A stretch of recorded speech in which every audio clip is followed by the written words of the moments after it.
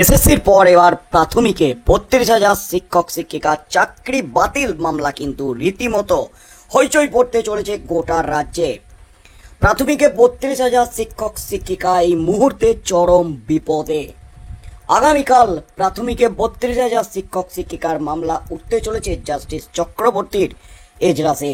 মামলা ওঠার আগেই হাইকোর্ট থেকে উঠে এলো একেবারে বেগ আপডেট। আইনজীবীদের তরফ থেকে যা দাবি করা হলো তাতে কিন্তু চরম বিপদে পড়তে চলেছেন ৩২,০০০ প্রাথমিক শিক্ষক, যাদের চাকরি বাতিল করেছিলেন তৎকালীন বিচারপতি অভিজিৎ গঙ্গোপাধ্যায়। যারা অপ্রশিক্ষিত তাদের চাকরি বাতিল করেছিলেন প্রাক্তন বিচারপতি অভিজিৎ গঙ্গোপাধ্যায়। একাধিক অভিযোগ ছিল, ইন্টারভিউ প্রক্রিয়া থেকে শুরু করে অ্যাপটিটিউড টেস্ট। একের পর এক প্রশ্ন তুলে ৩২,০০০ শিক্ষক শিক্ষিকা চাকরি বাতিলের নির্দেশ দিয়েছিলেন। ৪২,৯৪৯ জন শিক্ষক শিক্ষিকার মধ্যে ৩২,০০০ চাকরি বাতিল হয়েছিল প্রাথমিকে, যেখানে ২৬,০০০ শিক্ষক শিক্ষিকার মধ্যে ৮,০০০-এর মতো অযোগ্য শিক্ষক শিক্ষিকার চাকরি বাতিল করেছিলেন প্রাক্তন বিচারপতি অভিজিৎ গঙ্গোপাধ্যায় এসএসসিতে। সেখানে গোটা প্যানেলটাই বাতিল করে দিয়েছে কলকাতা হাইকোর্টে বিচারপতি দেবাংশু বসাক এবং সুপ্রিম কোর্টে জাস্টিস খান্নার ডিভিশন বেঞ্চ। অর্থাৎ হাইকোর্ট সুপ্রিম কোর্ট দু ক্ষেত্রেই কিন্তু দুর্নীতি হয়েছে, এটা প্রমাণ হয়ে গেছে। প্রাতিষ্ঠানিক দুর্নীতির জন্যই এই চাকরি বাতিল হয়েছে। যোগ্য অযোগ্য আলাদা করতে না পারা একাধিক কারণ ছিল পর্যবেক্ষণে। তার মধ্যেই কিন্তু প্রাথমিকের চাকরি বাতিল মামলা একেবারে টার্নিং পয়েন্টে এসে পৌঁছেছে। আগামীকালই কিন্তু হ্যাস্তন্যস্ত হতে চলেছে জাস্টিস চক্রবর্তীর ডিভিশন বেঞ্চে, এমনই কিন্তু খবর উঠে আসছে। সুতোর উপর ঝুলছে ৩২,০০০ চাকরি। হাইকোর্টে প্রাথমিকে নিয়োগ দুর্নীতি মামলায় একেবারে বেগ আপডেট। এসএসসি আবহে ভয় ধরাচ্ছে প্রাথমিকে টেট দুর্নীতি মামলা।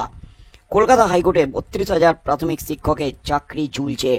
জানা যাচ্ছে আগামীকাল সোমবার ১৪ই জুলাই দুপুর ২টোয় এই মামলার শুনানি হতে চলেছে কলকাতা হাইকোর্টে বিচারপতি তপব্রত চক্রবর্তী ডিভিশন বেঞ্চে। এই মামলার শুনানির জন্য উঠবে বলে সূত্রের খবর। সোমবার কলকাতা হাইকোর্টের ১১ নম্বর এজলাসে দুপুর ২টো নাগাদ এই মামলার শুনানি রয়েছে। এই মামলার গত শুনানিতে বিচারপতি তপব্রত চক্রবর্তী প্রশ্ন করেন, দুর্নীতি ধরা পড়লে চাকরি বিক্রিতে প্রশাসনের কর্তা ব্যক্তিরা জড়িত আছেন তা জানলেও কি একজন বিচারপতি চুপ করে বসে থাকবেন?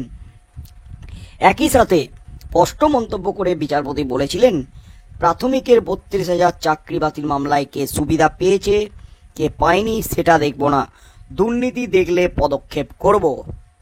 অর্থাৎ প্রাক্তন বিচারপতি অভিজিৎ গঙ্গোপাধ্যায়ের নির্দেশ নিয়ে পর্যবেক্ষণ নিয়ে প্রশ্ন তুলে দিয়েছিলেন আইনজীবী কল্যাণ ব্যানার্জি। একের পর এক প্রশ্ন উঠেছিল মামলাকারীদের তরফ থেকেও, কিন্তু সেখানে বড় ধাক্কা খেয়েছে রাজ্য। কোনো দাবিই কিন্তু ধোপে টেকেনি। স্পষ্ট করে দিয়েছে আদালত, বিচারপতি চক্রবর্তী তিনি স্পষ্ট করে দিয়েছেন, দুর্নীতি দেখলে বিচারপতিরা কি চোখ বন্ধ করে বসে থাকবে? নেতা মন্ত্রীরা দুর্নীতি করবে, আধিকারিকরা দুর্নীতি করবে, চাকরি বিক্রি করবে, আর আমরা চুপচাপ বসে থাকবো, কোনো পদক্ষেপ নেব না? প্রশ্ন তুলে দিয়েছেন, কে সুবিধা পেয়েছে কে পায়নি সেটা দেখব না, দুর্নীতি হয়ে থাকলে চাকরি বাতিল হবেই, এমনই কিন্তু দাবি করেছিলেন। তার মধ্যেই কিন্তু সোমবার প্রথমবারের জন্য এই মামলায় বঞ্চিত চাকরি প্রার্থীরা তাদের বক্তব্য আদালতের সামনে তুলে ধরতে চলেছেন বলে খবর উঠে আসছে। অর্থাৎ বঞ্চিত চাকরি প্রার্থীরা যারা দীর্ঘদিন ধরে আন্দোলন চালিয়ে যাচ্ছেন, দিনের পর দিন ধরে, যারা যোগ্য, যারা চাকরি পাননি, তাদের বাদ দিয়ে অযোগ্যদের টাকার বিনিময়ে সাদা খাতা জমা দিয়ে চাকরি দেওয়া হয়েছে। সেই বঞ্চিত যোগ্য চাকরি প্রার্থীরা আগামীকাল কলকাতা হাইকোর্টে জাস্টিস চক্রবর্তীর কাছে তাদের বক্তব্য তুলে ধরতে চলেছেন। তাদের আইনজীবী প্রাথমিক প্যানেল বাতিল অথবা চাকরি বাতিল করার দাবি তুলবেন আদালতে, এমনই কিন্তু স্পষ্ট জানিয়ে দিলেন আজ। স্পষ্ট করে দিয়েছেন, জোরালো সওয়াল উঠবে, প্রাথমিকের প্যানেল বাতিল করে দেওয়া হোক বা ৩২,০০০ চাকরি বাতিলের নির্দেশ বহাল রাখা হোক। ২০১৪ সালে টেটের ভিত্তিতে ২০১৬ সালে নিয়োগ প্রক্রিয়া শুরু হয়। 42,949 জন চাকরিবান, কিন্তু নিয়োগে অস্বচ্ছতার অভিযোগ তুলে একাধিক ত্রুটির কথা জানিয়ে মামলা দায়ের হয় কলকাতা হাইকোর্টে। তৎকালীন বিচারপতি অভিজিৎ গঙ্গোপাধ্যায়ের প্রেক্ষিতে 32,000 শিক্ষকের চাকরি বাতিল করে দেন। নতুন নিয়োগের নির্দেশ দেওয়া হয় রাজ্যকে।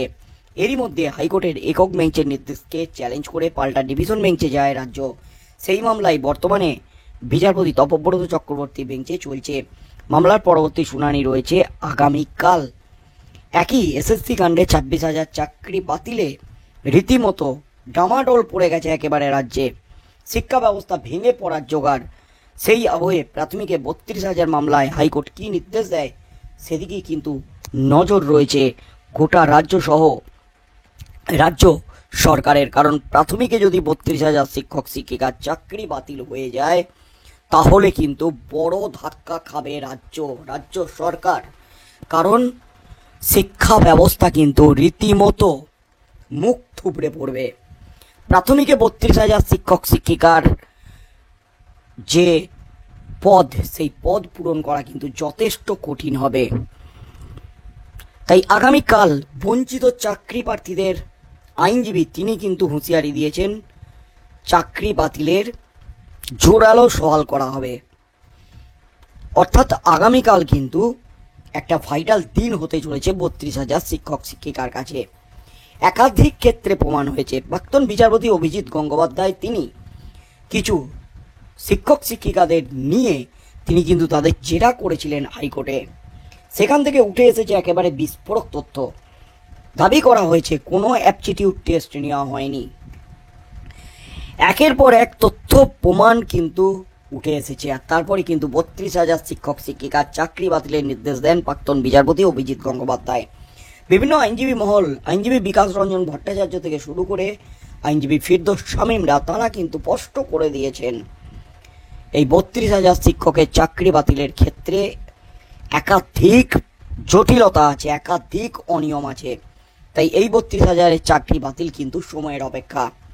এছাড়াও আইনজীবী তরুণ জ্যোতি তেওয়ারি, যিনি এই মামলার সাথে একেবারে প্রত্যক্ষভাবে জড়িত, যিনি এই মামলা করেছিলেন, সেই তরুণ জ্যোতি তেওয়ারি তিনিও কিন্তু বিস্ফোরক দাবি করেছেন। একের পর এক তথ্য প্রমাণ সোশ্যাল মিডিয়ায় তুলে ধরে বড় ঘোষণা করেছেন। তাই কি হতে চলেছে আগামীকাল এই 32,000 শিক্ষক শিক্ষিকার চাকরি বাতিল মামলায়? রীতিমতো সুতোর উপর কিন্তু দাঁড়িয়ে আছে এই 32,000 শিক্ষক। সুতো ছিঁড়ে গেলেই কিন্তু তারা মুখ থুবড়ে পড়বে। তার সাথে সাথে মুখ থুবড়ে পড়বে রাজ্যের শিক্ষা ব্যবস্থা। মেরুদণ্ড ভেঙে যাবে এই রাজ্যের। কি হতে চলেছে আগামীকাল?